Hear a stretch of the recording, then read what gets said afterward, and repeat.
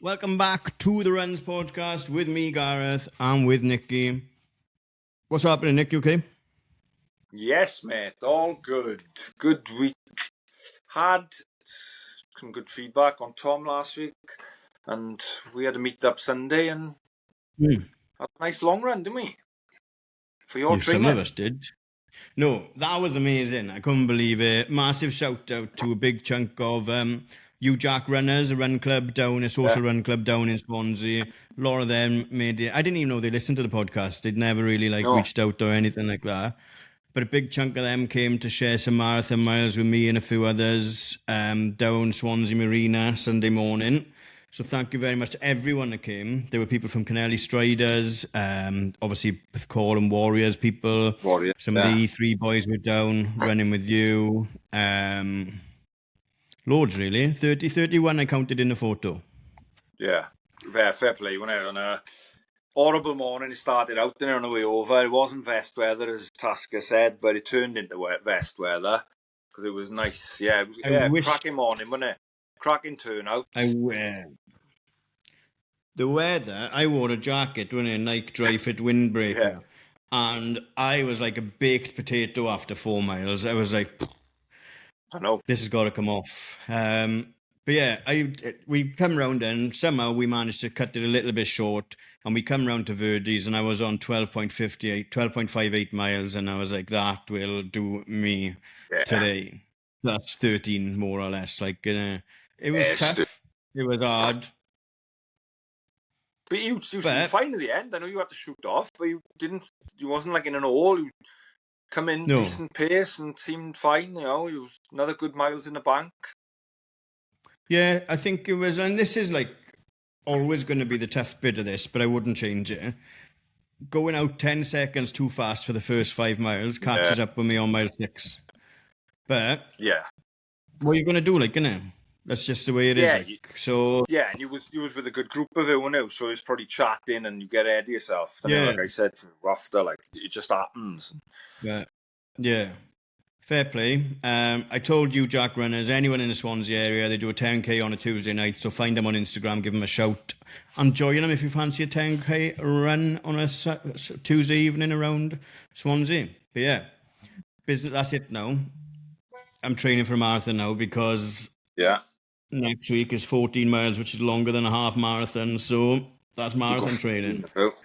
Yeah, it is. 14 or 15. I don't know. I'm going to have to go up in twos at some point now because the weeks will get away from me otherwise. Maybe 14, 16, 18, 20. So 14 this weekend. We've got Sandom in 4 weeks, haven't we? So that can build. I just slowly build up to that. Yeah, maybe go 14, 16, 18, Sandom. I think on the third leg of Not Good for Age, I think we've got a 6 mile loop now. Yeah. Well, that would be ideal then, wouldn't it? Do 3 of them. Yeah. So 18. Before Sandom, innit? I need to book her. But I will get it booked. Anyone else needs to book it. If you are doing an April marathon, spring marathon, 20 miles round the back of the Taft Trail, gets you in a race environment and you get a medal at the end of it as well. But it's ideal for the race, isn't it? You don't get a medal, I'll do on you get a t-shirt. But yeah, Sandom, I've said it before, it's a staple of my block usually every year because it's like you said, you get in a race environment, you get there beforehand, get your beer ball out, practice your fueling, you're running with other people instead of running around loops of your hometown. But it's relatively reasonably priced, isn't it? I think it's up to 30 quid this year. We spoke about this a while ago to me why it's gone up because of their costs their end with the chip timing, wasn't it? But anyway, 30 quid for a 20 mile race with a lot of other people. There'll be loads of people running your pace because you'll have runners from people wanting to go sub 2 hours for the 20 to people going 5 hours. So and it's a nice loop, isn't it? There's no roads. It's down and back twice, but I love it. I do. I've always gone and done it, and I think there's about 50 places left. Is there for the 20? When I sent it to you the other there's day. Quite a few left. But get them booked. Yeah, get it booked. Come on down. We'll have a pot of tea after it. Yeah, we'll have a pot of tea, chat, and hopefully have a good run. It's 3 weeks out to me, so it'll be my last sort of long run session. So it'll be key for me, really, that one. Yeah, looking forward to 5 weeks till end, though, still. But yeah, training's going all right. Yeah, before we get on to our training, how busy was Swansea front just in general with runners, but? Yeah, do you know what I loved it? Like, so many people, like, going out and back. I loved it. Seen so many people. Had the worst high five ever with Emily Marchant. That was fucking... She was running towards me. I'm running away. No, she seen me fine. It was just like both hands out. We literally just about clipped each other's fingers. It was pathetic. I'm surprised she's seen you because her head is so small and she's got her cap on. Yeah. She's like a bobblehead. But she's. I was speaking to Emily in the week now about whether she's going to do Manchester or London. And I said, I'd love to see you in London, but go to Manchester, send her in a smaller field with more space and see what you can do in it. Oh, I don't know. I said to her, London, like, and she'd be championship start again. It'd be rapid people around her. I'd be targeting London, like the vibe, the support. I'm not saying Manchester's not going to be good, but I just think for trying to run quick and PB again in a championship field, it's only going to be good for her. But she says she can never stick to the, like, she just can't run the line, like, because it's so busy. Yeah, I suppose, that is hard, but shouldn't be that bad championship. What do I know? I've never run championship. Exactly. Yeah, really busy down there. Good to see. Like, I might go down there now in the summer on a Sunday morning with my camera and just take photos of people running and have fun. Yeah, because you probably get some cracking shots because, like, it was so busy, wasn't it? Yeah. So good. Brilliant. Good. Yeah. Yeah. So that training is going good. I done 3 miles last night because I knew we were recording this on a Wednesday. That's feeling good. I can do 3 miles like 9:40. Like, so I'm confident. I'm going to move the goalpost because we've got Amsterdam, but I can go under 4:30. Easy, I think. Should be fine. I just wonder, like, if I can run 10-minute miles for 23 miles. Yeah. And then just have a fucking mad 5K kick. I would love that. Like. Not a kick, that's 9:30. Yeah, that's a good place to kick as well. When you come back on embankment on our last 5K, the crowds are class. You can see the London Eye and Big Ben. You know you're nearly home. Just a 5K, like, and just like a 5K to it, and enjoy the finish, like. Yeah. Not a walk, run the finish, walk, run the finish, walk, run the finish. So 23 would be what? Well, that would be 4 hours. No, that would be 350, wouldn't it? And if I can do a 25-minute 5K, you're looking at like 4:15, 4:20. Yeah. Yeah. Let's do that. Let's do it. Yes. I'm excited now. And then Amsterdam, we go 3:59:59. Yeah. 100%. Fucking right. Happy days. What else has been going on? Keely. Oh, yes. Indoors. How good was that? What a run that was. She's not... I really didn't realise how young she is. She is not fucking... She's running a 400 on Sunday. Yeah, I've seen her. Was she 24? Broke the record that stood since the day she was born. That's mad, isn't it? Synergy. She's cool as well. Yeah, she is. That first 200, wow, I was like, she's blown this. She went out to like 25, 26. I was like, she's fucked this. But the pace of that to overtake her. Yeah. You see that? Yeah. It was brilliant. It was just class to watch, wasn't it? Like, she'd said the week leading up, I'm breaking the world record and smashed it by a second. So, unreal. She's a woman of her word. Next. She is a woman of her word. Outdoor next. What else? Women's... That's Keely. That's one woman that hasn't been on a podcast. But a special mention for a woman that has been on a podcast. One of our favourite, Lucy Jones. Now, let's start with the negatives, Luce. We nearly fell out in a week because of your pancakes. I messaged her and said, what is that? I thought it was like chicken on it. She was having a cheese and olive pancake. I said, we're not doing that. She said, my DMs are getting rained with this kind of message at the moment. I don't care what any of you are saying. This is my pancakes. I said, I'm not having that. You're having it on the podcast. But she also... I thought he was going to have a word because she started the podcast against She's us. all right. She knows her lane. Yeah. She knows her lane. She's fine. Different thing to us, isn't it? Yeah. We need these people doing podcasts because I haven't got a clue what's going on apart from the famous people. Like, I didn't know the name of that guy that was doing the long jump in fucking board shorts for Great Britain. So, but when you can't do stuff like that, there's a dress code as well. Stop doing that. Yeah. But we need these podcasts as well because they look at the elites and the sub-elites and stuff like that, whereas we don't as much. No, true. But yeah, carry on. Where was we going? Lucy, ran, won. Cross country, fucking. And do you see her crying at the end? How much? I was like, oh. Because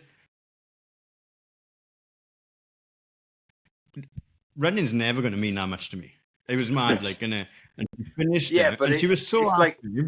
I know, it's only been it's not even been a year of it since London, since she had the breakout in London, and then obviously to be pro and to be winning English championships like cross country, that must have been, like I say, so emotional. Just what a buzz, like.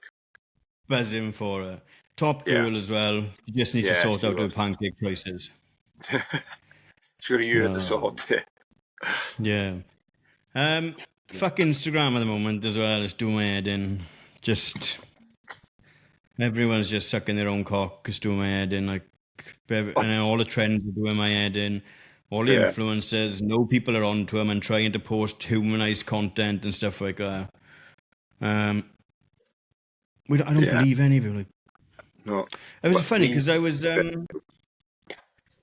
speaking to earlier, obviously, Lily Partridge and Alex Hermison had a moment on stories, wasn't it? And then I was speaking to both of them, but then I was speaking to Lily and she was like, he's so nice. I was like, this is it. Like, it's so infested at the moment with dickheads influencing online, but he's still one of the good guys just running, and it's working for him. He's half the man we interviewed, but he's still that guy, like, and he's still just doing it for the love of it. Exactly, still the same guy, isn't he? He's still the same guy as 2 years ago. He's not selling out for this and that or whatever. That was like surreal as well.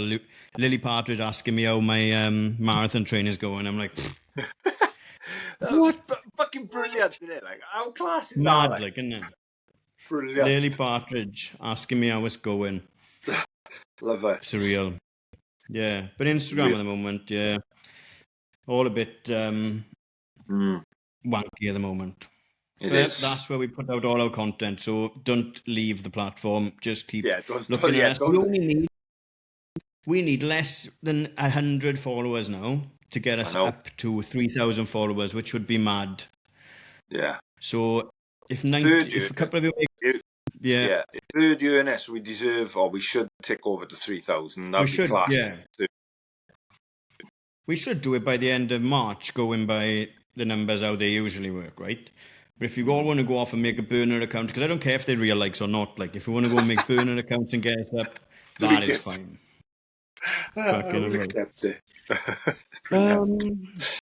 Both the European 10Ks went unexpectedly to people that weren't expected to take it. Yeah, I think so. Like at the race, I didn't really know what was happening. Castellón 10K, so it's not just Valencia that's fast in Spain. It's obviously this one. Yeah. So the men's, which I didn't think Almgren, because he raced it, got beat by Straub, the French guy, by 1 second. The record was taken. Almgren finished 2 seconds behind him. They didn't even win it, which is mental, isn't it? And then on the women's side, Megan Keith took Eilish's record by 1 second, which I didn't expect her to take that either.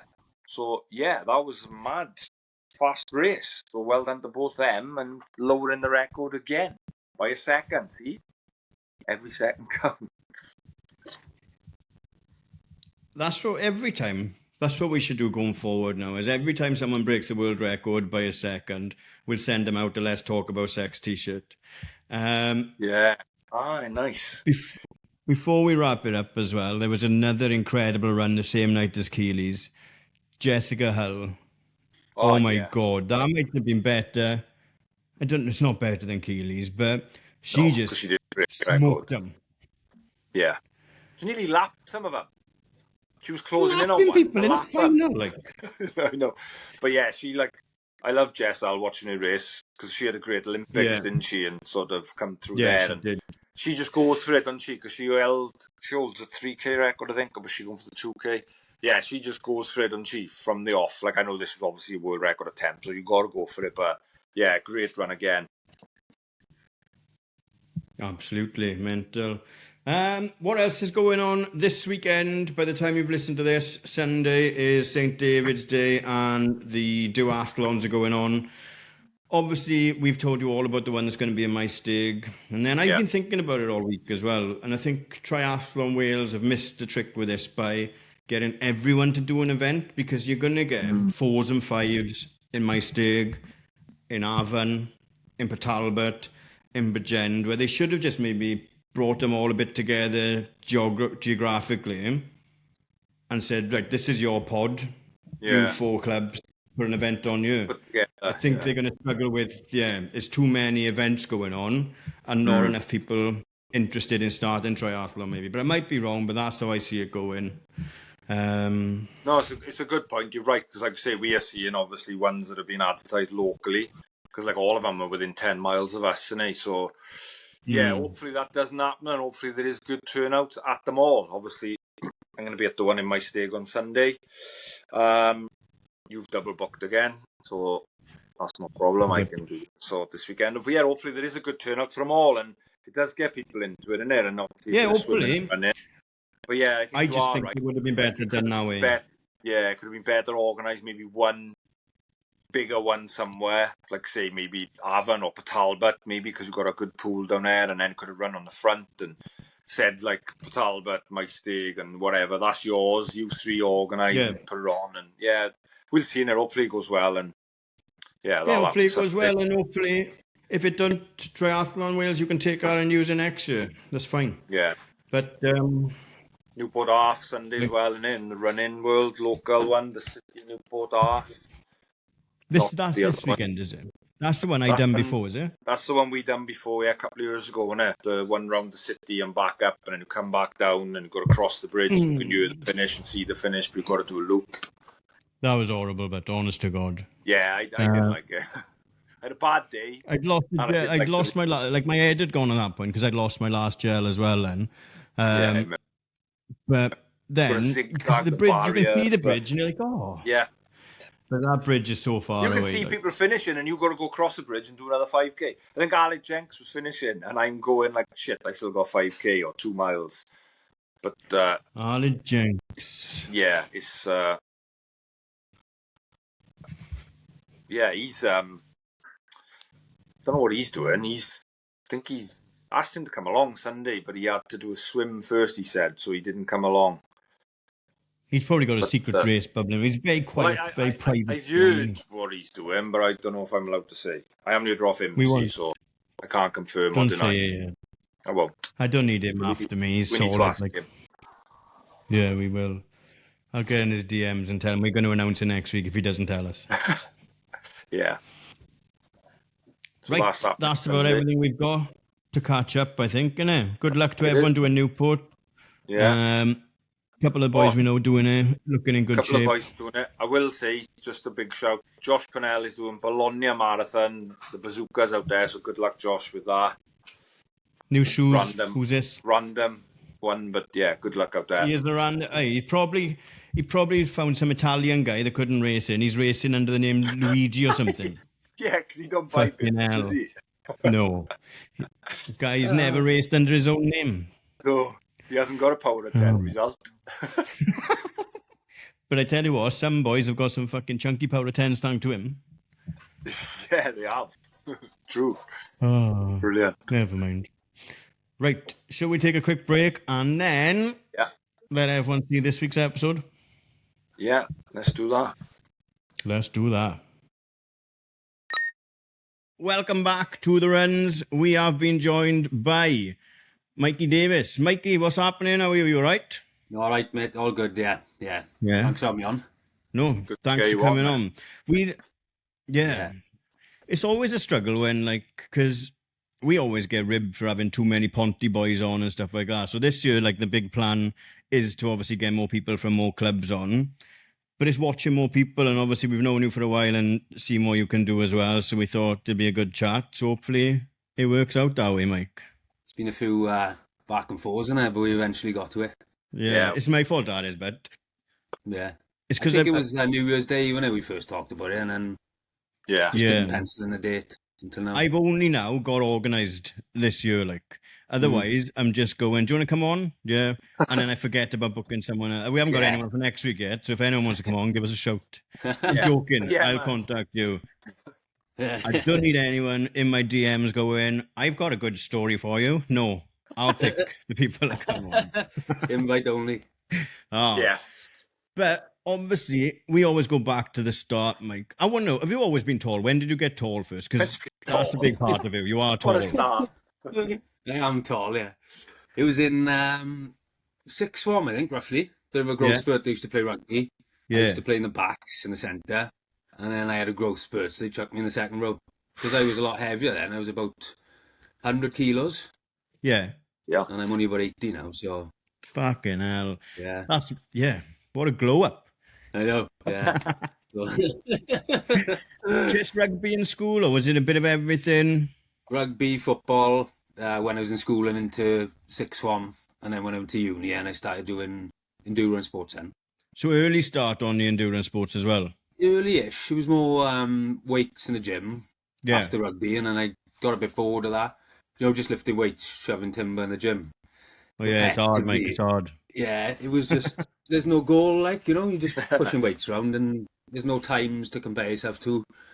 So I started running, and then you've always got like times to show your improvement and your PBs and everything like that to chase. Yeah. And there's always something to go at, but with the weights, it was just getting boring more than anything. That's it. And then you either go down like the bodybuilding route, which is, I follow this boy, right, Jay from Merthyr. He's massive now. He's a pro bodybuilder, but he's like, I know him from like late teens, like. And he was chubby, and he's a DJ, like really good DJ. And now he just lives and breathes. His YouTube is massive. He's like one of the best bodybuilders in the UK, I think. But he's fucking massive. Like, I just don't understand how he moves and stuff. Like, but he does. Do you know what I mean? But you see some people now, like big bodybuilders from the gym, moving into like high rocks, don't you? And they're starting to like learn how to run, but they're massive. Like, there's a guy from America. I think his Nick Bear, his name is. He's huge, isn't he? But he ran a 236, I think. Yeah, he must be about 95 kilos, something like that. Yeah, big guy. He's at BPN, isn't he? That's it. Yeah. Products. Yeah, I've seen him. Yeah, I do follow him. That's it. Yeah. I couldn't believe when I seen his marathon time. I was thinking, how did he do that? Like, that's shifting, innit? Because he's a big guy. That's impressive. You are seeing some of the big guys who are starting to run fast now because of high rocks, mainly. Yeah, you done high rocks the other day, didn't you? Yeah. A bit of a change. Mixed it up a little bit. The thing is, like, and do you know, them Adidas shoes they brought out today, I'm tempted now to get into high rocks. But just for the trainers. You will, like, this happens all the time, right?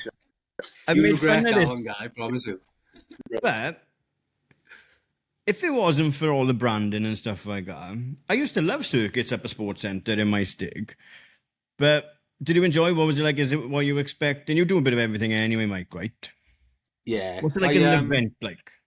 It's mainly, to be honest, it's mainly running. So any runners that want to do it, they got a good start there, because when I started pushing the sleds and pulling the sleds, I could hardly move them because I haven't done a lot of strength work like the last few years.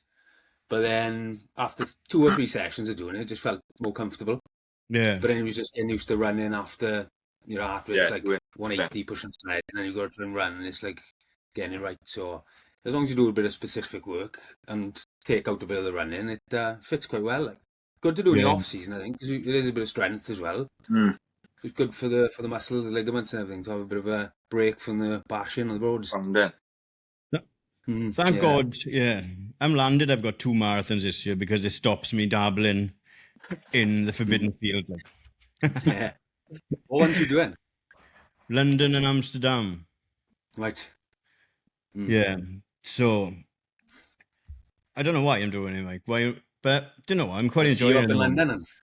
Yeah, we'll be up there. Yeah. We'll have a good time. I think we're hoping maybe to see if we can figure out a little shakeout or something. But you know what logistics are like in London as well. But even if we can grab a coffee on a Saturday or whatever, or a mug of tea, whatever, innit? That'd be cool. Yeah, definitely. Could be a lot of people. Because we're so fucking massive now. We've got fans all over the fucking UK, like, innit? They know the best, don't they?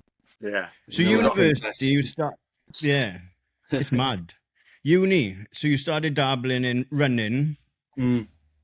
Did you have a good base from weightlifting and rugby, or was it just no new ball game? Or were you sharpish to start, like? Not too bad. Like, you know, it's like when we first... It's different to rugby and football. It's a different beast, isn't it? I think I'd done the Porthcawl Park run with my father for the first ever run. Okay. And I'd done it in about 20 minutes, I think, so it wasn't a bad pace, you know? Yeah, it's not shabby. But I didn't even enjoy it. I just done it because he was going and thought, I'll go with him, try it. Yeah. And then you know, it's like, it's uncomfortable to start with, but just the more you do it and revisit it, just gets a little bit easier, like, so yeah, that's how I got into it, really, to start. But nothing serious until 2017, I think I did my first triathlon then. Yeah? Yeah. So when you were just dabbling in a running, was it just rocking up to park run and running around, or did you race any, like, you hadn't run a marathon at that point, or what was the furthest you were running? Yeah, that was it. That was 5k. Was it? That was my max. Like, why the fuck? Yeah. So then you thought, you know what? Do it, and then I'd like stop running for a little while because I was still lifting weights at that point. Like, yeah. And then I'd do another couple of runs, and then gradually over time, man, you just start enjoying it. So that you're talking from 2013 now to 2017, nothing serious just until starting triathlon. Yeah, just dabbling in and out, really. Yeah. Did you see big improvements in your 5k time then as well, or were you just not focused on it, not considering it? Because if you're running 23s and you're not taking it serious, you don't know about the 70s and the 18s, like, do you? No, I know. Yeah, it was. You started to get a little bit quicker. Then it was, it's like there was a sub 20. I'm gonna. Yeah. No, I've been going to 20 this week now, and then done that. And you just gradually take over from that, and it just gets quicker and quicker. You have new goals, new PBs, don't you? Yeah, definitely. So why did you decide to add a bike and a fucking swim into it as well? Then? It was my girlfriend's stepdad. He was doing a saunders for try. He's done a few of them himself. He said, "Oh, come along and do it." I said, "What's that? What's this?" I said, "I haven't got a bike and I haven't got a wetsuit." He said, "Oh, I'll give you a wetsuit. Try and buy a cheap bike and just come and do it." So that's what I done. Bought the bike for £100. I'd done a few rides on it, and he gave me the wetsuit. Went in the sea once before, and I had a hell of a shock. It is a difficult thing to tackle if you're not used to, like, getting in the water, riding up hills. It was a shock, so I'd done really bad in that one. And then we watched the Ironman, which is the day after Ironman Wales. We went down to Tenby to watch it, and I was like, how are they doing this, like, all that distance? How is it possible? But then, obviously it's possible because they're all doing it, innit? So I started to twig my interest in from there. Yeah. I'm still like, you were like, mad. Yeah. Every year. Yeah. You're like, how, innit? For such a long distance. Because the marathon, like, fries me running a marathon. And I'm like, these fuckers done that. And I still got to run a marathon on that course. It just fries me. It's still every year. And I've been going for about 7-8 years, and we down to watch. And still every year. Like, incredible. Oh, you've got to go down to watch Ironman Wales, isn't it? Yeah, it's class, isn't it? It's on the calendar every year, like. Yeah.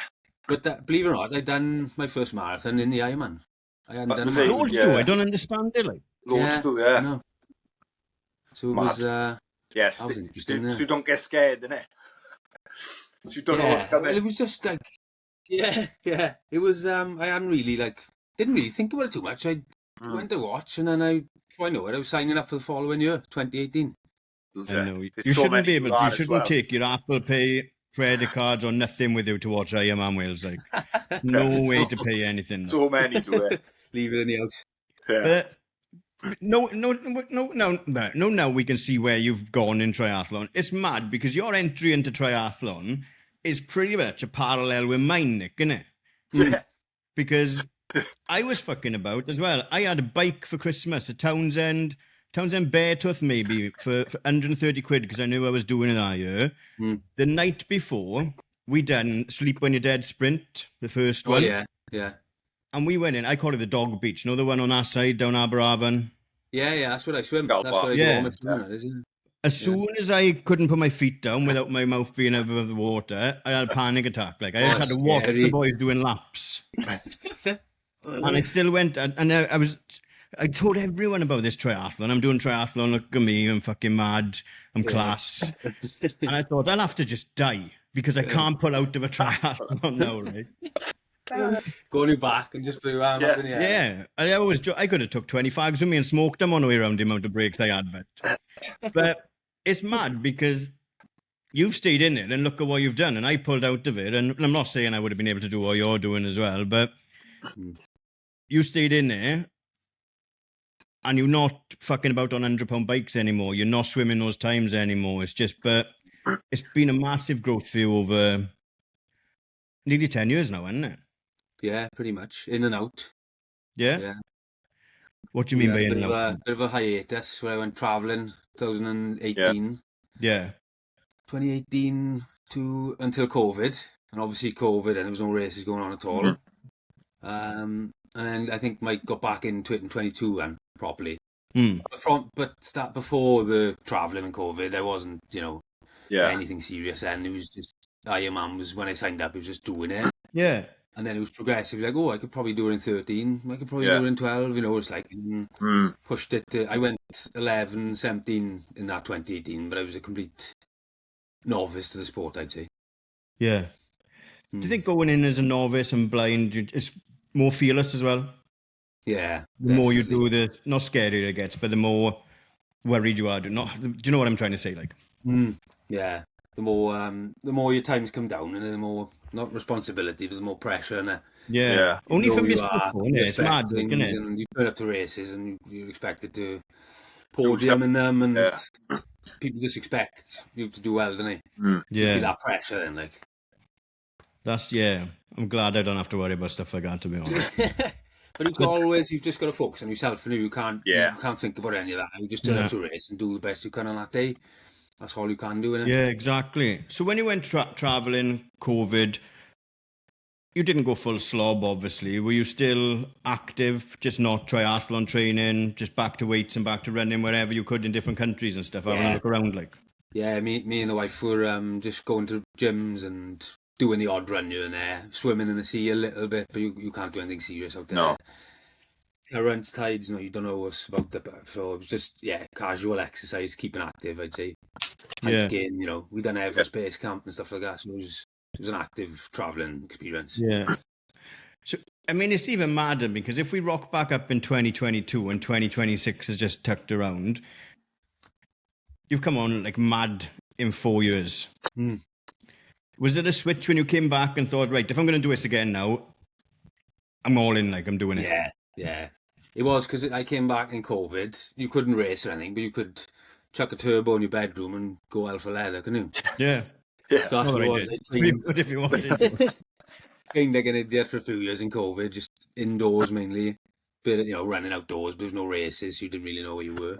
No. But just put the volume in, put the massive volume in over that time, and then come out the other side, then get in massive PBs in running and triathlon. And they've just gone year by year, just getting strength to strength. But the running PBs haven't come so much recently because I've been doing marathon distance, but not shorter distance. It's hard to do the two, isn't it? Yeah. It's difficult to do all distances, like that's what. Especially if you're doing triathlon as well, and so you can't really focus on just running, and it's a bit easier for me. And if you're just a runner, you can sort of in the marathon training, get fit, and you can maybe crack an half marathon PB. Like the 5 and 10Ks are solid. Like they're different ballgame again, and you've got to be doing a lot of shorter speed work. But yeah, if you triathlon as well, to try and PB them all must be solid. Yeah, definitely. Because a lot of the time you're running, all the time you're running with fatigue in your legs from the bike, and volume. Yeah, I don't know. Yeah, I don't know why you all do it for fun. Like I said, it looks amazing, but your weeks are so busy, like, isn't it? Oh, they are intense. For Ironman Wales last year, we were up to about 24, 25 hours a week of training, like. That's mad, like. That's another job, isn't it? It's a lot. It is, yeah. But luckily for me, I got my own business. I've got my own clinic, and I work half days, so I either do the morning or the afternoon, and then I can do my training Like I can do 3 sessions in the morning before I go to work. Yeah. Most people can't do that, can they? No. No, exactly. Yeah. So you come out of COVID. Are you ready to go in Wales, or are you ready to? Because you don't know what kind of triathlete you are coming out of COVID as well. Either do you? You just know that you've been training hard, but you've probably got I need a running race. I need a bike time trial and stuff like that against people as well, right? So how does that look coming straight out of COVID?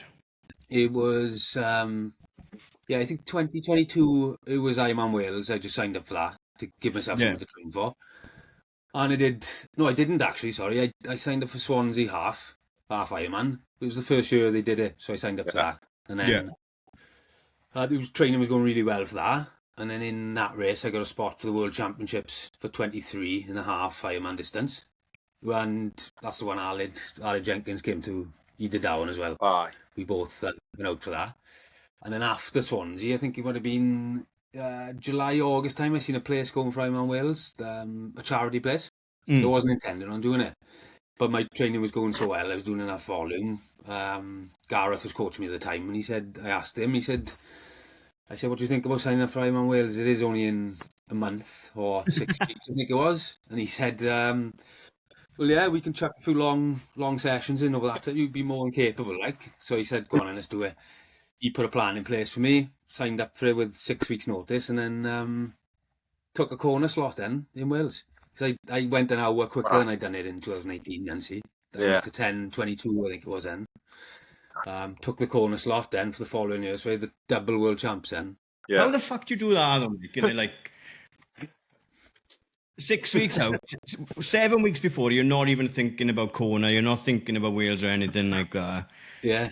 Was that an intense 6 weeks, or was it, like you just said, a couple of longer sessions and you were finely tuned anyway? Like, yeah, it was finely tuned. I had the speed. I'd done a lot of training for Swansea. I'm not going to say I didn't train at all, So when the place came up, that's where I had a little discussion with Gareth, and he said, "You can, you've got the fitness to do it. We can ramp it up." So it wasn't too bad. Just chucked in a few 100 miles on a bike, and that was it. It transitioned quite nicely. So I took a corner slot then, but what happened then? The year after, they split the race up, didn't they? Yeah. They split it. So they said to us, because the men's race is going to Nice, you can do that one, or you can defer to 2024. So I deferred my corner place to 24. Done the half world champs in 23. Got my speed up a little bit. And in the 23, I run a lot of PBs and running as well, because I was only doing half distance training. You know that 2-year block you've got there? Like, that must take meticulous is the word, right? Yeah. Planning, because you're attacking a 70.3 worlds, but then you haven't got much time after that because you've got to start training for the full worlds as well. Yeah, it would have been long distance training more in 23, with a bit of tweaking coming up to the 70.3 worlds, and then switching it back over for the long distance end. But mainly, doing a lot of volumes. You got long distance in the bank. But I didn't need to do it in the end because I deferred that corner slot early doors. Yeah. So I knew that 24 then would be going back to long distance for that. Yeah. Was that like, obviously, like, because you qualified, was it like, I'm going to corner on nothing? Was it just that decision was in your head, like, soon as you had that spot? From the start of doing triathlon, that was always my dream, was to go corner. Something, It's always been in corner, the world champs. I think it's everyone's corner. No one's dream is Nice, is it? But financially, it's much more manageable to do Nice than the corner, isn't it? Absolutely. But everyone wants to do the worlds in corner, don't they? Yeah, it's an expensive trip, but it's not. It's quite a boring course itself, but it's just got that iconic feel about it. It's and corner, hard. like, isn't it? It's really fucking hard there. Fucking looks it. I've watched it a couple of times. Yeah, it's tough, mate. Yeah. One sec, dogs. Yeah, right now. Back 2 secs. I'm going to take it. Just escape. They're nice.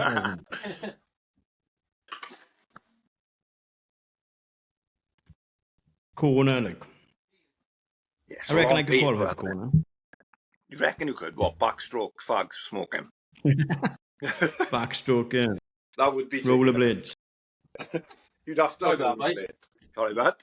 He's only in the boy, so we can't let him run down the stairs. No. Right, he can come up. No, he can't go down. Yeah. Can't go down. Oh, bloody No hell. Well, props. yeah, Kona. You said it's an hard course, obviously, but no Kona, Welshman. Yeah, no Welshman has made it look as easy as you, have they? Apparently. Oof.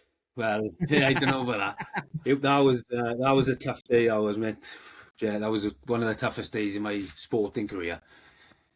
With the heat and stuff, it fries you, like, you know. So you can't even train people, for that, can you? I know you can train Nah, that's what I was to going all to this say. heat training. You just can't, can you? Yeah, it's really hard. I did do a bit of there's a protocol you can do where you train indoors with ramp the heating up and then sit in a hot bath after it.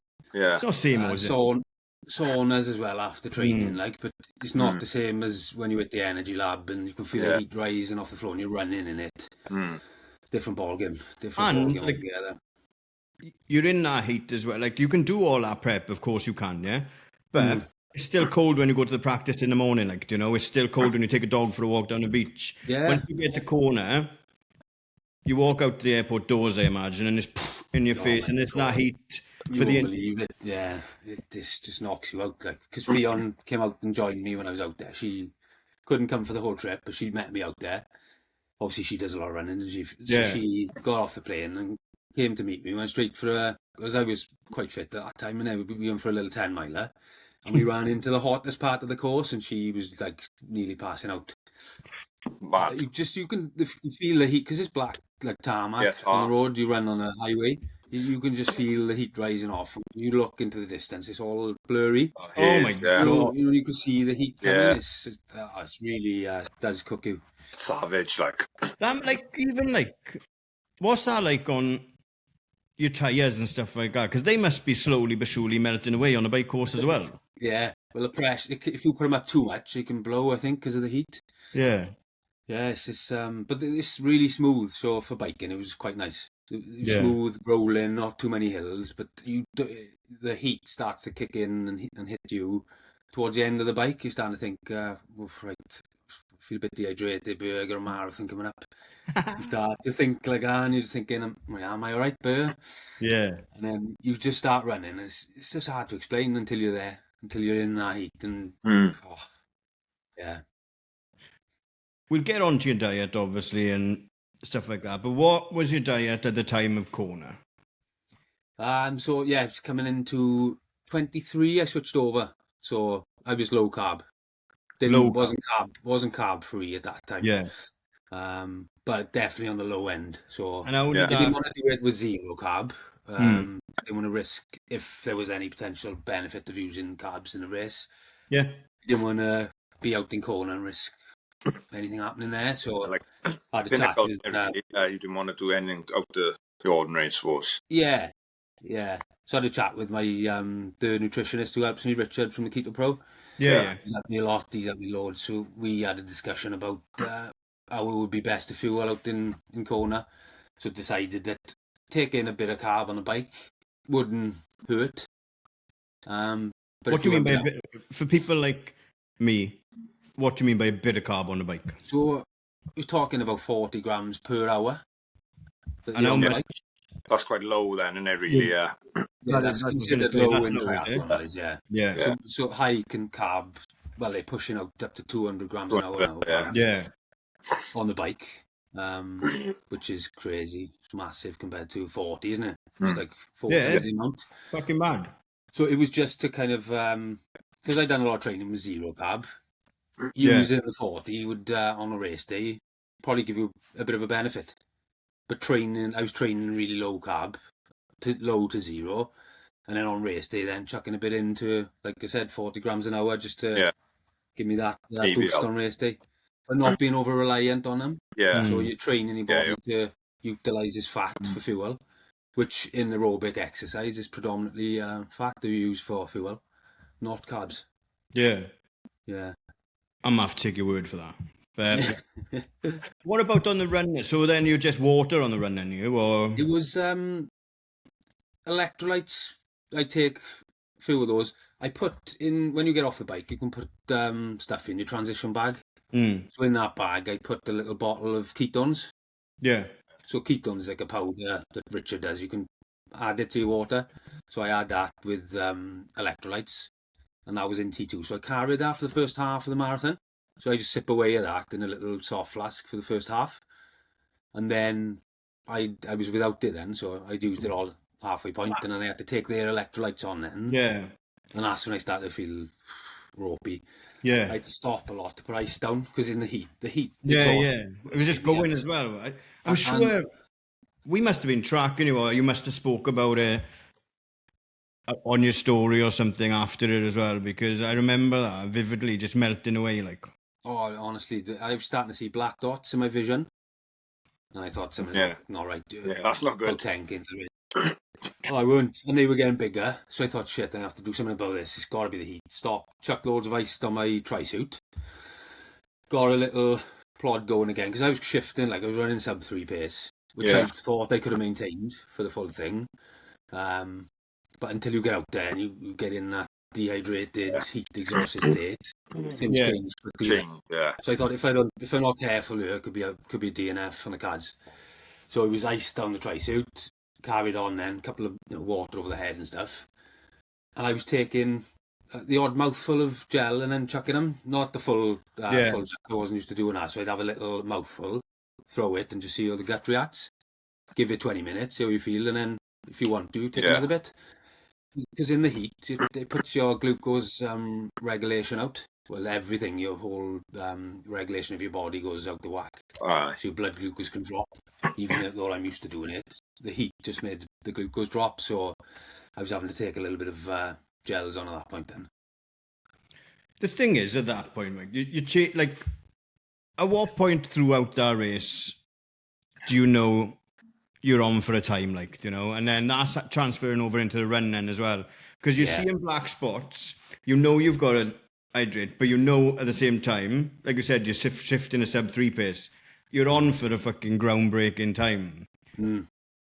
There's decisions to be made then, isn't there? You nailed it there, put the nail on the head. It was I was trying to do sub 9, which, like, sub 9 is good going on a cool European flat course, that's a good time so in Kona, sub 9 is probably out the reach, like, for me at that point in time, but I was still going to have a go at it.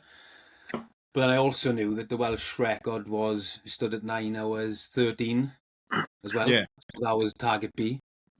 Sean Slyman had the previous Welsh record of 9:13. I knew that was in the back of my head because people had told me about it before I went out. So that was sort of the B goal then. So I could see sub 9 slipping away. I had to let that go. When did you let that go? I let that go when I stopped running the sub 3 pace, because I had to run a sub 3 to get 9. So because I just put the time of day on my watch in the end. To work out how long I've been going for, and then I knew then where I was. So that went out the window probably 10 to 15k into the race, the run. So it was all focusing on working out sort of how I could get under 9:13. So I readjusted the goals and thought, I can probably do this. It's so much to, like, for you, this side of your brain is going, you are going to fucking pass out now. And then this side of your brain is going, we can get this. It's such the places you push yourself, isn't it? The places you take yourself just to get achievements, I guess, isn't it?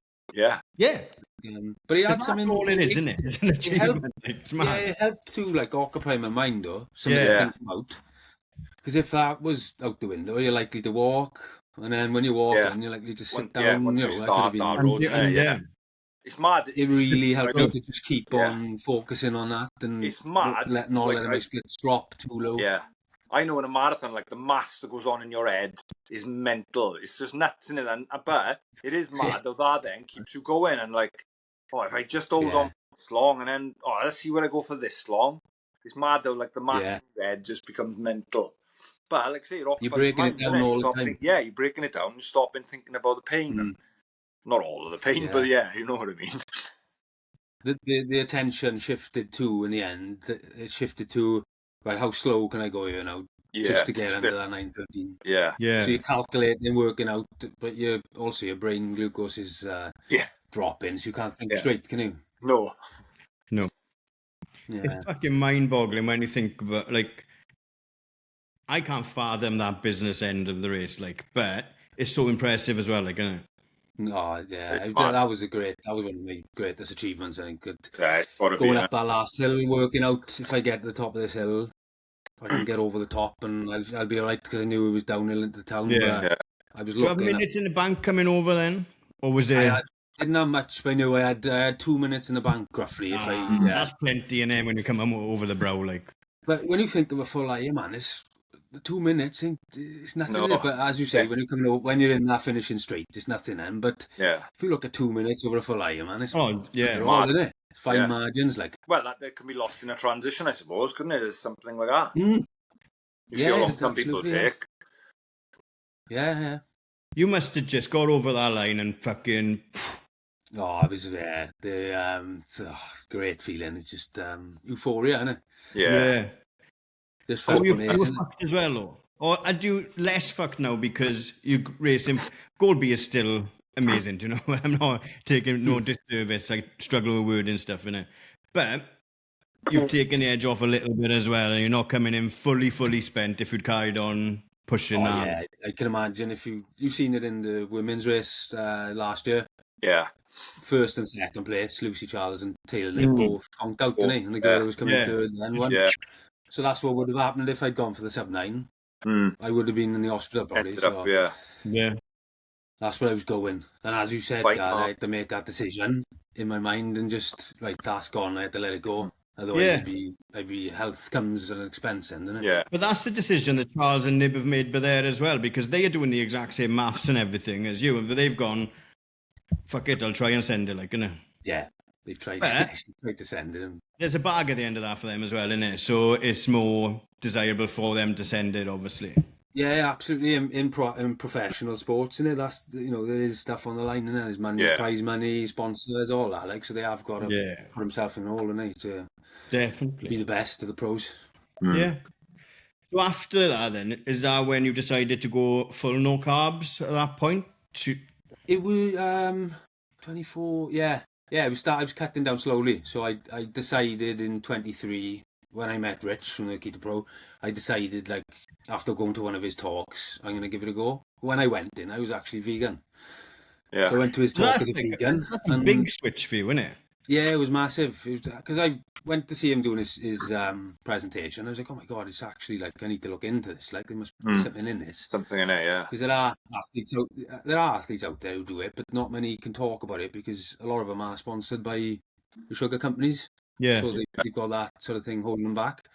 But after looking into it a lot and studying, I thought, I'll give it a little go, but I'll reduce my carb intake slowly because I was using carb powders for all of my workouts on the bike.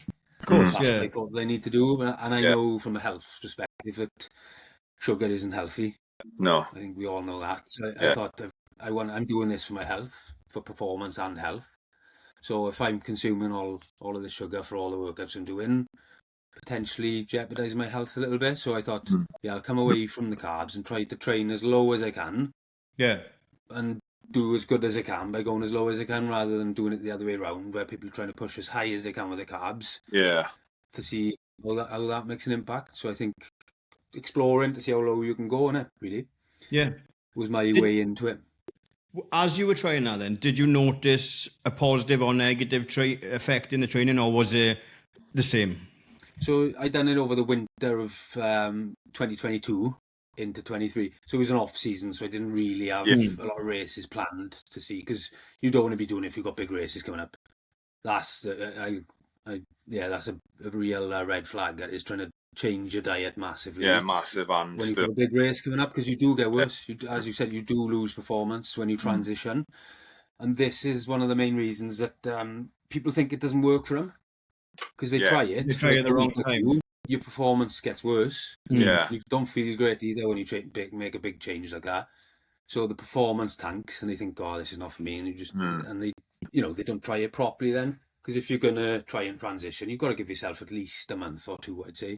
Yeah. And that's how long it took me. Performance dropped, and then took a month when it started to just improve. Then since then, it's just improved all the time.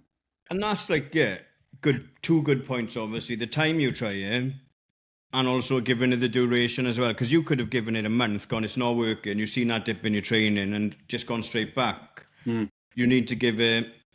You need to collect the data, don't you, I guess? Exactly. That's what I was trying to do. It was like a trial and error procedure for me. So I thought I'd try it, see how it goes, make tweaks and changes. And There's a coach, Dan Plews, I don't know if you know him, triathlon coaches. He coached Chelsea Darrow and she won Kona. Mm. So he's a big coach. He coaches quite a lot of the pro athletes, and he's like a low carb specialist. So I followed a bit of the advice that he was giving out as well, because he was specific for triathlon, and his sort of motto is right fuel, right time. So if you're doing your zone 2 fat burning training, which it is, zone 2 is you're purely using fat when you're in that zone. Yeah. So his way of doing it is, if you're in burning fat, don't be taking carbs on, because you can use the fat that's on your body for fuel. Yeah. So do you take anything on at that point then? Just like the electrolytes and stuff that we spoke about earlier, is it? Electrolytes. So like for an easy zone 2 ride, zone 2 run, anything easy, no fuel, just electrolytes, because if you're on the turbo, you're sweating, isn't you? So electrolytes are important for that. As long as they're sugar-free, the electrolytes for that. And there's a product called MCT powder. It's in coconut oil. It's basically concentrated, and it comes in a powder form. So I put a couple of scoops of that in if it's a long session as well, because that helps your body to burn the fat to make ketones. Yeah. Because all of the, technically, in the easy stuff, 90% of your fuel is coming from fat, and that fat is the fat that's stored on your body. So if you can train yourself to use that, that's what fuels you. And in the longer races, it plays a massive part. And that's what you're doing in a month, 2 months, getting used to it, is training the body to start using that as well, then, is it? Absolutely, yeah. Because you can't access your fat stores if you're taking or eating carbohydrates. Because when you eat carbohydrates, your insulin gets released. Comes up, yeah. And then, it's right when you're training, but if you're eating carbohydrates all day, that's when you start to store fat. So if you don't eat carbs and your insulin is low, your body goes into a ketogenic state then, where it uses the fat that's on your body fat, for energy. So surprised, I was shocked when I started doing it, because it's a complete opposite to what we taught, isn't it? Yeah. You're taught to fuel up. And that's why I asked before we started what your inbox is like and stuff like that, because it's against the norm and what everything is. But before we get onto your inbox and stuff like that, obviously you've got a coach and you've got a wife and everything. What was their feedback when you said, I'm working down to no carbs? Yeah, with coaches, it can be a bit tricky, because they can't coach everything either, can they? No, so a lot of them don't know a great deal about nutrition. They sort of delegate that to a nutritionist or a sports dietitian. So they sort of, from a coaching perspective, the coaching is just do these sessions. They don't really mind how you fuel them normally. No. Most of them probably believe that you should take carbs. I just expect, because that's just the norm. The norm, Apart from the Dan Plews, who actually is a low carb coach, so he studied a lot into that. And the wife, she's sort of on board with it as well. She's very similar to me, so that's quite easy. Yeah. It's a bit of conflict sometimes if your coach is a bit strict on you having carbs, but you don't really need to go into that. You know, your nutrition is separate, I believe, to the actual fundamentals of the coaching. Yeah, as long as you can do the sessions, don't matter how you're fueling them, I guess, does it? Yeah, but the main coaching, because I've coached myself now for the last few years, my main coach is the Keto Pro, Richard Smith. So he's my nutrition coach, essentially. He's helped me massively over the years. He's helped me to transition into it and believe it's possible. And then through doing it myself and racing and getting PBs, obviously that reconfirms that it's working for you. Okay, When you're getting results with it, then you'd be silly to go back to taking carbs when it's working. Definitely. It's just doing it properly and having that guidance, and he guided me through it every step of the way. I think a lot of the backlash comes from, I can't picture a meal without a carb on the plate. It doesn't look like a meal without the carb. Yeah. But it's like you said, it's programmed as well, isn't it? It's the same as everything. No, that's what I'm saying. I'm not saying where you he's doing it wrong. Like eating 3 meals a day, you're programmed to, and it's like, when did that come in? Like, fucking people didn't used to do that back in the day. The fibre. Yeah. That's the main one I get, as well as, you don't need any fibre, because we're taught to eat 5 a day, fruit and veg and whatever. But since I've stopped eating fibre, and I'm pretty much carnivore, so I don't eat a lot of veg and fruit. The wife eats, her plate has to have vegetables on it, like you just said.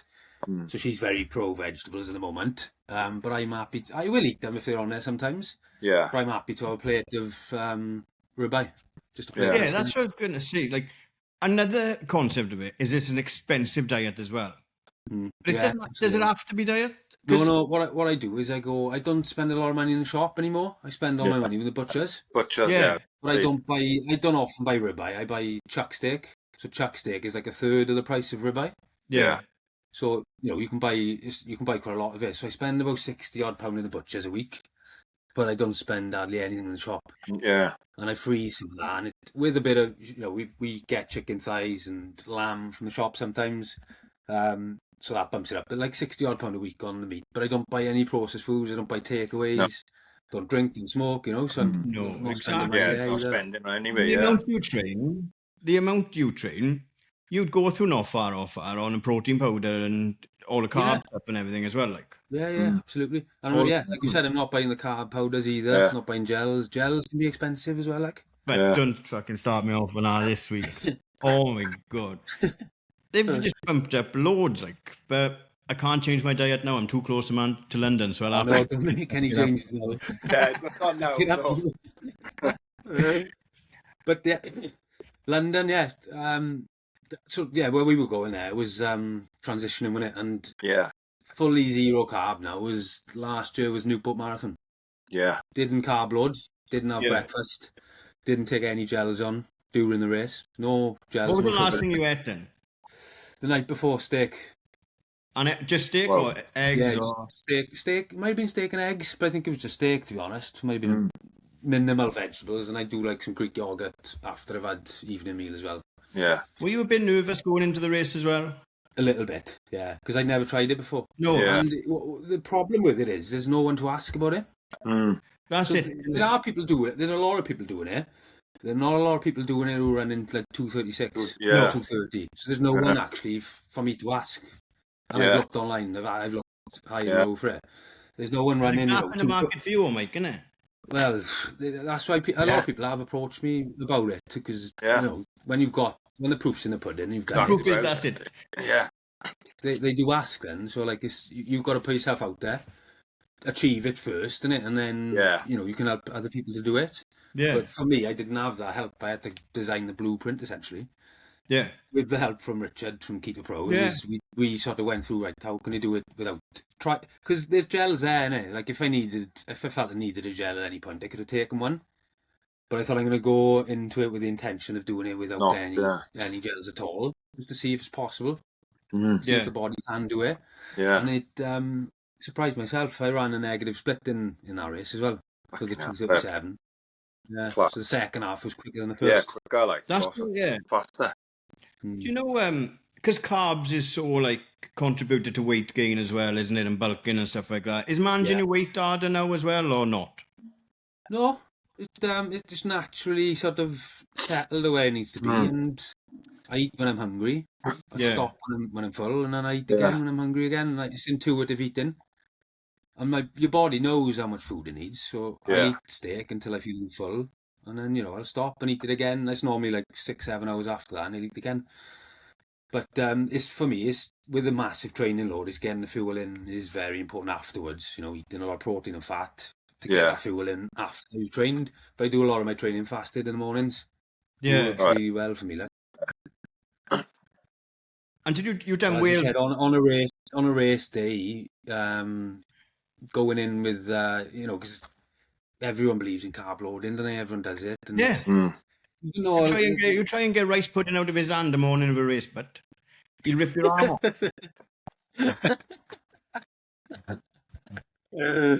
It works. Yeah, so it does work. And when I was consuming high carb, high carb, medium carb, whatever, it was essentially working for me. So it took a lot of open-mindedness to change at that point. Yeah. So I thought I wasn't getting bad results. Yeah, that's what I was going to say. That's a big gamble in it, because obviously you was doing really well anyway, or relatively well. Yeah. Obviously, then go, hang on, let's change fucking all my nutrition and carb or loads to make me full. Let's just throw that out the window and try something totally new. Relatively to this game, nobody else is really doing it around your level, and then you've still stepped it up, like, so that's that's some balls, like, innit?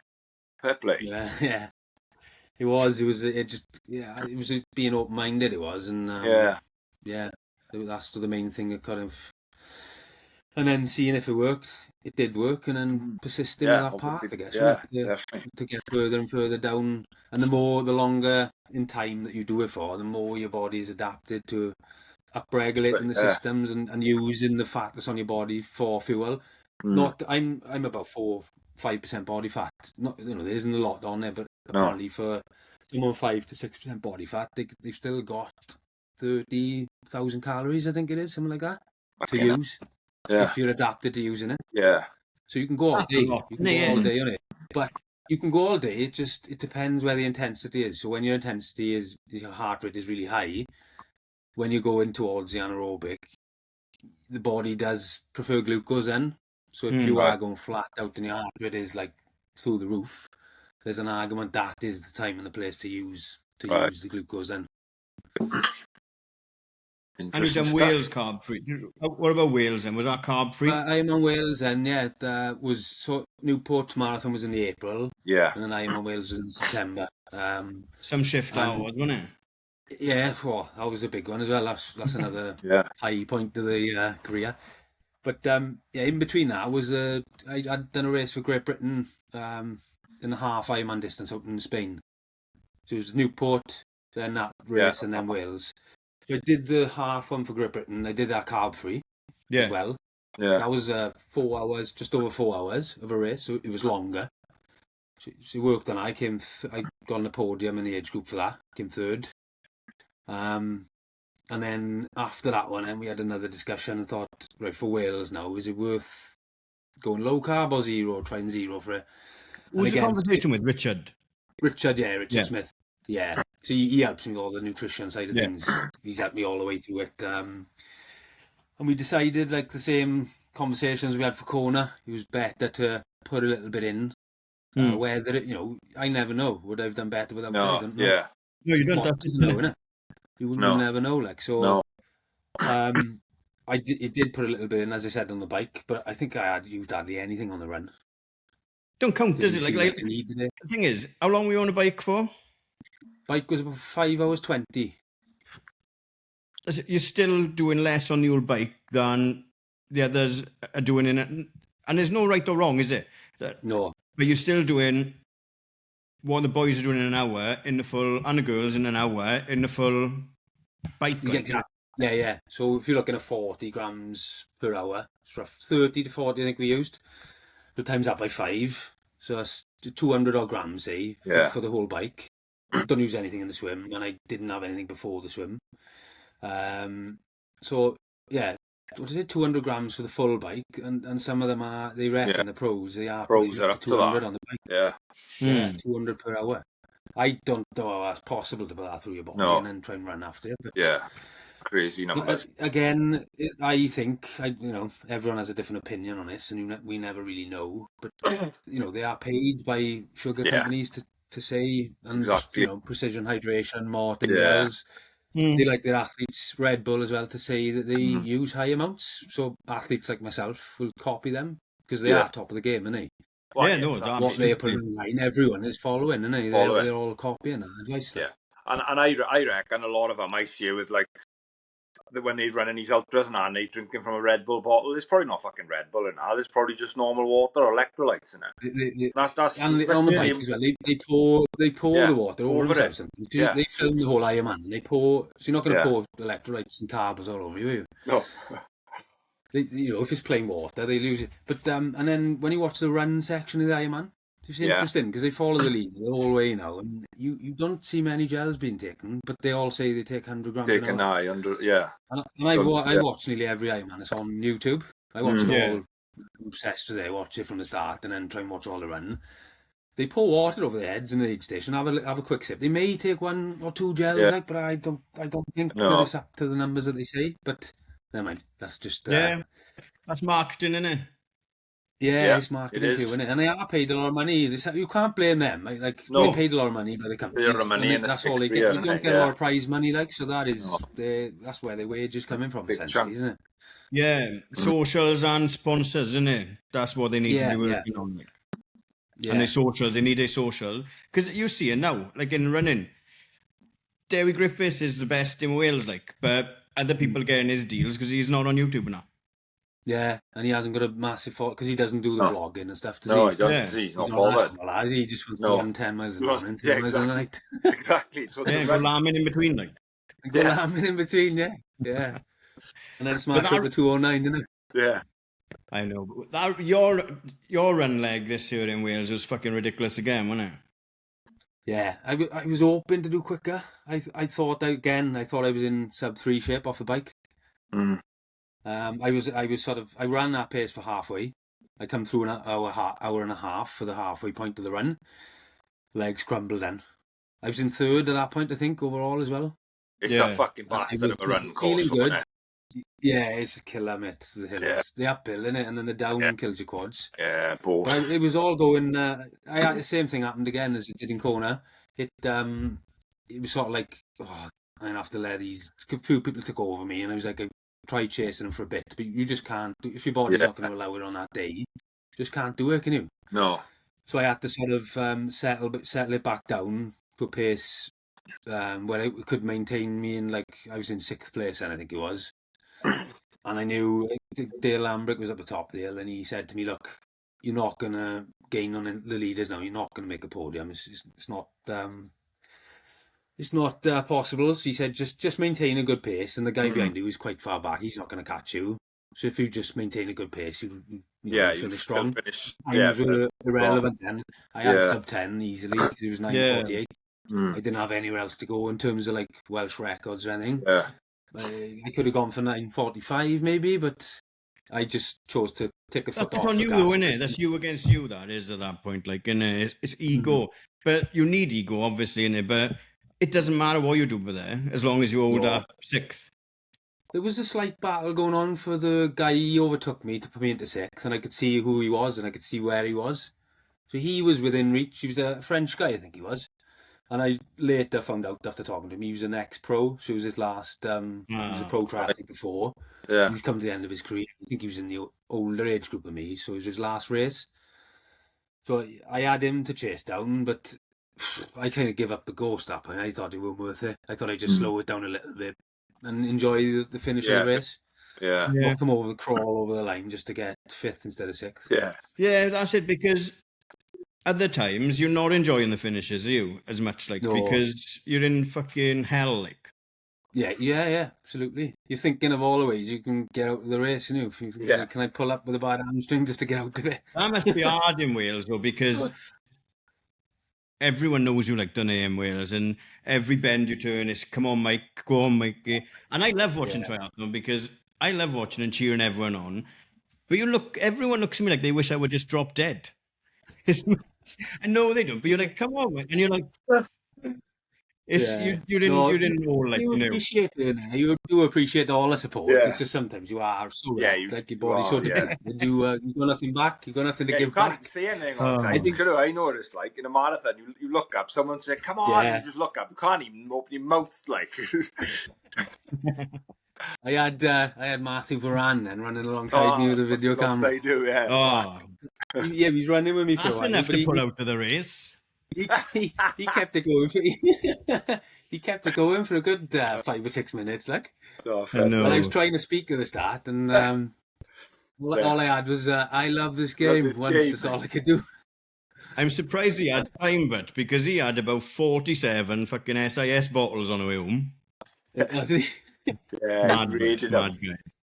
But yeah, the support all around the course is what really pushed me on that day. It was, because you're from the area. Yeah, that's it, isn't it? I knew everyone down there. Like, it was support the whole, the run course was lined the whole way of like people I knew in different spots. So it was really helping. Like, he was helping me to take my mind off the pain and the suffering. It was, it did push me through. Like, so yeah. Wales is mad, isn't it? Because we'll be walking around supporting everyone, and some of the athletes will be like, "Come on, runs," and I'm like, "That's not how it works. We're meant to be cheering you on." Yeah, but like, there's nothing quite like Tempe, is it? The atmosphere is electric. But do you know, like doing it last year, being in the race was a different beast again.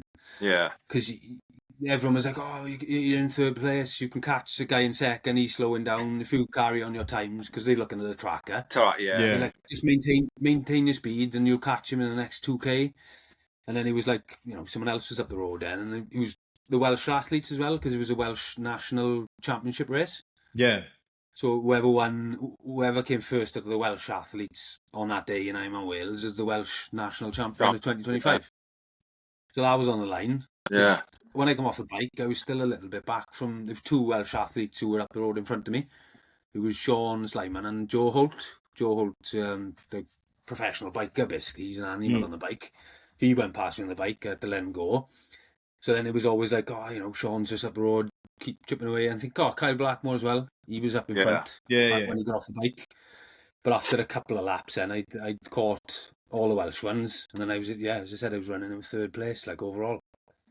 Fair play. There was a race on, and I was trying to push to catch. I was catching at that point, the first half, and then stopped catching when the tiredness kicked in. I stopped gaining on second place, and then started getting caught then by the guys behind. Yeah. Do you reckon carbs would have helped? What a day. Fantastic. Do you reckon carbs would have helped you keep away from them? We'll never know though, will we? And that's what I was getting off everyone in the crowd. Yeah, no, that's what I was going to say about your inbox. But after this conversation, there's the proof's in the pudding, and you've done it like the proper way, which I imagine it should be done and stuff like that. And of course you're going to get... if you had some, like you said, your inbox, you would have won that if you had some carbs. Or people probably say, you probably eat carbs all the time or whatever, like, innit? But your inbox must be a mess sometimes as well, with just wankers, like. Yeah, taking a piss all the time, isn't he? Yeah. Anyway, it's like, but that's the thing. Like, I had people shouting from the sidelines, if you'd had food carb loaded last night, you'd be coming first. Yep. So I had a few of them. Do you know Dan Evans from SVT? Yeah. He was one of them. Every time I ran past, he's like, "I get some carbs down now." And the longer it was going on, the more pissed he was, and then the more he was going off about it. Yeah. And most of the time it's banter, innit? But sometimes people are going to be jealous and just think you're lying, like, as well. Yeah, they do, They think, you're lying and you take carbs on the sly or whatever. But I'm open about it. I say, like, if I need some in a race, I'll take some. Yeah, that's it. And that's what I've got from this conversation is you're not anti-carb. No, absolutely not. Take as little carbs as I can to succeed, like. Yeah. And that's the kind of philosophy that I go by, really, is to see how little I can get by with, because I know the problems that sugar addiction and glucose has with people. And most people know that, sugar isn't a great thing to consume all the time. So that's what it was. It was just, and I understand that, like, people who do take carbs and they train and do races, that if they were to try what I was doing, they would get worse. 100%. The performance would get worse because they haven't given it time to adapt, and that's the key thing. You've got to go through an adaptation phase in order for it to work, which most people wouldn't be willing to do. Yeah, willing to take that time. Yeah. But I weighed it up, and I thought the benefits of doing that long term, I think it's healthier, just eating the protein and fat, and not relying on the sugar for it. So and you're not sitting here and you're not sitting on your Instagram on your soapbox and saying you're doing it wrong, I'm doing it right. You're just saying this works for me, so this is what I'm doing. Like, if you want to eat carbs, you can eat carbs. Of course you can. Yeah. Everyone has their own choice. And if you want to give me a shout about it, that's fine. But I'm not gonna, like, you're not in people's DMs going, "Oh, do you want to know how to eat less carbs?" Yeah. Hopefully not, mate. Anyway. No. I haven't got yours yet, do I? If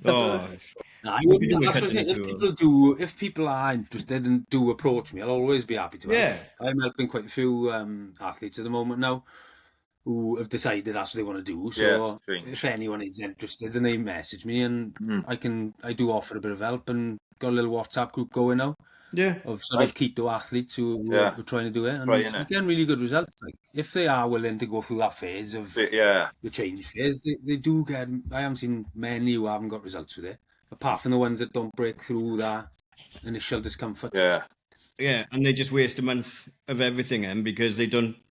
They try it and blame not trying it for long enough for it for not working, like. Yeah, I always say, if you were thinking of doing it, before you start, you have to realise, like, it ain't going to happen overnight. It does take a long time to change. So expect your performance to get worse. You have to expect that. And if you go into expecting anything different, then that's just insanity, isn't it? Expecting to get a result in a week or two. Yeah, exactly. And that's what that's another thing where, do you know all of the science about carb loading and taking carbs? A lot of it is done unfairly because they test a carb athlete against a low carb athlete, but they only give the keto or low carb group, they only give them 2 weeks to adapt to that lifestyle. Yeah. Well, completely not fair. It's an unethical study. And then they'll say, look, the group that had the carbs performed way better than the group that didn't have carbs. Yeah, because we know it takes 4 weeks or more for them that group to adapt. Your performance is going to be worse than that time. And that's the point when they do the study, to prove that carbs work better than no carbs. Yeah. And that's why you can't find... And look, obviously a carnivore diet is not new. It's fucking the oldest diet in the world, right? Yeah. But we're so programmed now, like we said, 3 meals a day, carbs with every food, that it needs... You can't find anyone because it's changing back, like. Yeah. So if people want to try it, there's proof in the pudding with you. It's like someone, same but different, right? Someone messaged me about they want to start a podcast and ask for a bit of advice on a setup and everything. They've come to me because we've had this running for 3 years now, and this is where I would go to ask these people. They wouldn't have asked me 3 years ago because we were winging it. And 3 years ago, you were still figuring it out. But they come into you now because the proof's in the pudding and your times are there with little carbs. Yeah. The longer you perform on the diet, the more obviously show. And the better your results get. Obviously, people know then over time that it works and it's not just a phase. It's been 4 years now that I've done it, so and my performances are getting better. And I'm getting older. I'm not getting younger, am I? No. What is next up this year? So London Marathon first. 2:30. Start. I don't know. With the High Rocks, I've because I was adapting my training to that and trying to juggle the two. The running took a bit of a hit, so my PB was last year in Newport, 2:37. Yeah, I think I was hoping to go around 2:30. Maybe if I can get to under 2:35, I'll be very happy. Yeah. So I think if I committed more of a block, I've only really started ramping it up now recently, but if I'd done a bit more of a block for it, I think I could have had a shot. Targeted that 2:30, but 2:30 is a bit of a jump from 2:37, so I'm going to see. I just make numbers up, Mike. Nicky probably sitting there going, "What's he on about taking 7 minutes?" I'm like, why can't he take it? It's a nice round number, like. It's not fucking impossible, is it? But it's hard, like the marathon, and like say 7 minutes. It doesn't sound a lot, but it is a lot. But it's more than achievable. I'm looking to take off fucking 8 on mine, so do you know what I mean? It's, you've got to be ambitious as well, haven't you?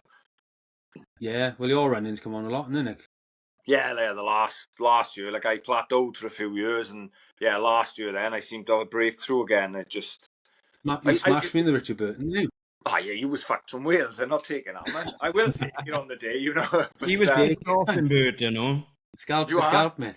Yeah, it is. Scalp's the scalp. Stood on the start line, you fair game. Yeah, I know. Yeah. He was running angry in Burton, wasn't he? I wasn't angry because I fucking got ill a week before. That's still pissing me off. Yeah. No, it's not that bad. I'm over it. Back to Wales as well, Mike. Or do you see a time where, do you want to move just to running, or do you think triathlon is? Because what else can you achieve in triathlon? Do you know what I mean? Like in the nicest possible way, like.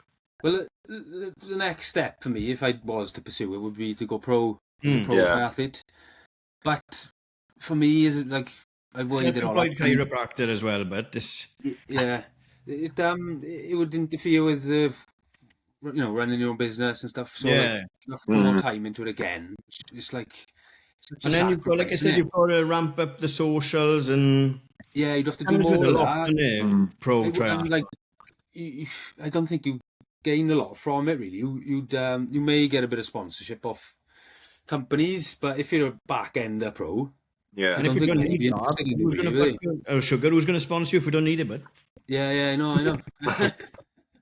Be down to butchers. Get a deal with the butchers. Yeah.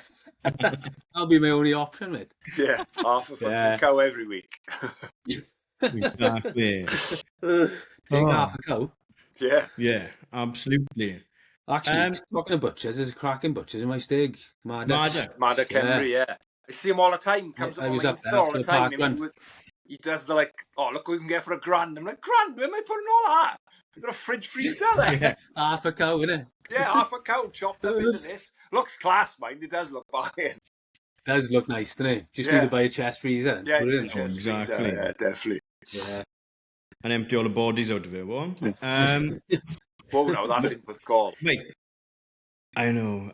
I loved that. That was like really, I mean, I'm not going to switch to no carb anytime soon, but it's so interesting from what you said about it. And if people do want to reach out, Mikey sound like, and he'll have the conversation with you about it, but hopefully you've listened to this and you're ready to give it a couple of months and you're ready to do it when you're not racing. Like, that's the key, mate. That is the key. Yeah. So if you've got to have a good think about it and you've got to really want to do it, otherwise, don't bother. Like you said, if it's not for you, don't bother trying it, innit? Because you need to be set on that to see, as a runner, innit? To see your performance dipping. It's like, it's hard. I can't dip any further, but it's a good time to start. I don't know. The only way's up. Hey, he is the only way's up. He can't.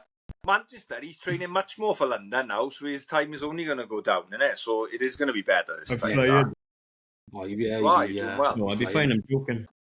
Yeah, but I'd never thought of it like, the carbs thing and the sugars. I'd never thought of like the health benefits of it because I just thought, it's carbs. And you don't think of like the sugar side of it because I don't take sugar in most things. Like I've cut it out years ago, but I do still use gels and powders and that for training. But I've never thought of it like that. We all know. Yeah, we all know that sugar, glucose is really good for us. You know, sugar drinks and whatever.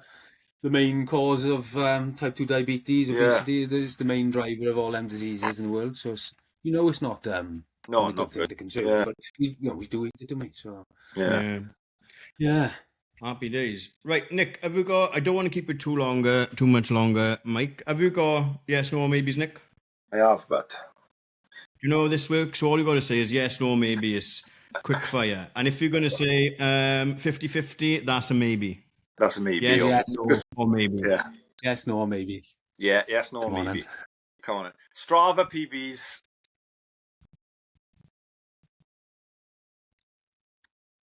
Maybe. Maybe. Explain. I'm going to ask you to explain. I don't really know what you mean, if I'm honest. So, like, you see people, like, they'll run a marathon. They'll run a marathon. Baby. It's fucking massive. It's massive at the minute. People will run a marathon or an half, even 10Ks, whatever race, and they'll put up their Strava time, not the actual race chip time. Claiming, marathon in fucking Scott Gray will go here again. He reckons he'd run London in his marathon on his Strava. It was 2:59. Yeah, but you run the course in 3:01. The course is. No, it's official. Yeah. Exactly. So it's official. No, yeah, it's got to be official. Yeah. That's a no. Sorry, man. Yeah, no. So no, you're right. You got me. Heart rate training. Obviously, I'd imagine this would be a yes. Would you do a lot of that? Yes. Yeah. That's the thing for more triathlon, and I know Butler and I do it with his training, but that's a bigger thing in triathlon, I suppose, isn't it? Because of the hours and the longer day. Yeah, I think if you're just going off pace, for me, I think your pace one day, your heart rate can be so many variables, lower for the same pace a different day, depending on your stress, your sleep, what you've been eating, drinking, it all comes into it. So I do look at that. Marathon training, if you're doing marathon pace, I just keep an eye on the heart rate to see, why is it higher today and it's normally lower. So it's sort of I cross-check it then, so it's nice for me. Nice. Corner again? Maybe. The wife don't like that one, but maybe. It's a maybe. This one, we didn't get onto this, did we? Castles? Doing castles? Always be a yes for me, but not this year. I got a stag do. Oh, Phil, you got a stag do. But I've asked him to reorganise the date, but he's not doing it. He's not doing it. I'm fucking missing it as well. Mrs. has booked us an holiday, so I'm missing it. Oh, no way. It's the best one of the year, isn't it? For a barrel, mate, because I'm going to Boston with one of the boys. I'm going on Butler's stag. We're going to the World Champs in Birmingham. It worked out well through their holidays and work, so she had me over a barrel. So, yeah. That's bad, man, Yeah, it's a bummer. Yeah. Last one, I'll check this one in. Training in carbons? No. No, at all? Not at all? A key session, long run, no? I chuck them on when I was doing the marathon sessions last year. I'd do the warm-up and everything in my normal trainers, and then if I was chucking marathon intervals in, I would put them on sometimes, but I try and do all the training without them on. Yeah. Yeah, I'm Unless similar. maybe you've got a lot of fatigue and you just one of them days you just think, I just need an easier ride. It's psychological sometimes as well, to try and hit the pace, because sometimes you're like, well, if I got them on, I'll be able to hit the pace easier. So it's psychological, I think, sometimes as well.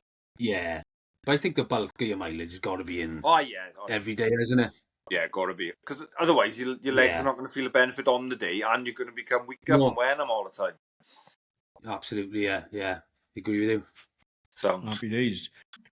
Mikey, we need a song for the playlist. Have you got a song that gets you pumped or a song you like at the moment? Do you listen to music? I do like a bit of techno house music. You look like you like a bit of house techno music, to be honest. I used to like a bit of a rave back in the day, you know? Yeah.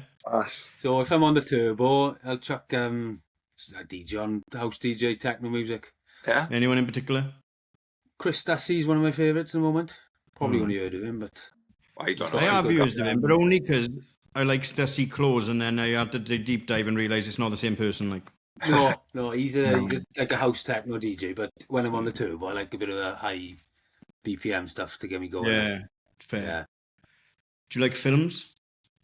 Not big into TV or films, to be honest. No. So we would normally ask you at this point who's going to play Mikey in a movie of his life. Oh, it's got to be Clark Kent, isn't it? Yeah, we'll go for that. I get that quite a lot to do. Christopher Reeve. Christopher Reeve, yeah. God rest his soul. Mikey, I've enjoyed that. Yeah, superb. Yeah, really good. I mean, this is why we get these on, and I know you were joking at the start if people are not going to like the way you eat and stuff like that, but hopefully we've given a bit of context around why you do it and how you've done it and how it works for you, like, do you know what I mean? Yeah. And if they don't like it, they can just fucking move along, like. Yeah, no, exactly. We're not trying to push anyone into it. If people approach me, but I'm happy to help. So yeah. Happy days. Right. Yes. Thank you very much for your time, Mike. Nick, we always miss loads because we haven't got forever, but exactly. No, brilliant, Mikey. Thanks for coming on, but we will see you up in London. Yeah. He'll be the same side of the barrier. I will be screaming my head off for you, no doubt, from that championship pen. If not, we might see you somewhere sooner, obviously a local, but everyone else, that's it for another week of the runs. We'll see you on the start line somewhere soon.